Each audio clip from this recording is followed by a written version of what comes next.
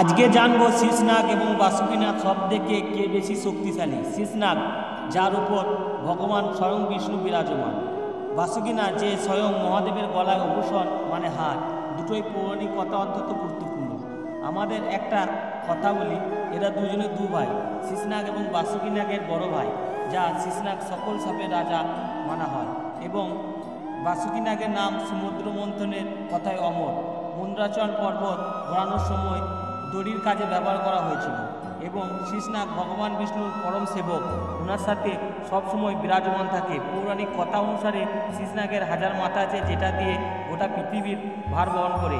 শীর্ষনাগের কোনো শেষ নাই, একে অনন্ত বলা যায়। বিকশু অর্ষি ও মাতা পুত্রীর প্রথম পুত্র, এই কারণে বাসুকীনাগ থেকে আধিক শক্তি মালিক মানা হয়। ভিডিওটা কেমন লাগলো অবশ্যই কমেন্ট করবে, আর নতুন হলে ফলো করে পাশে থাকবে এরকম নতুন নতুন ভিডিও পেতে। বলো হরে কৃষ্ণ, রাধে রাধে।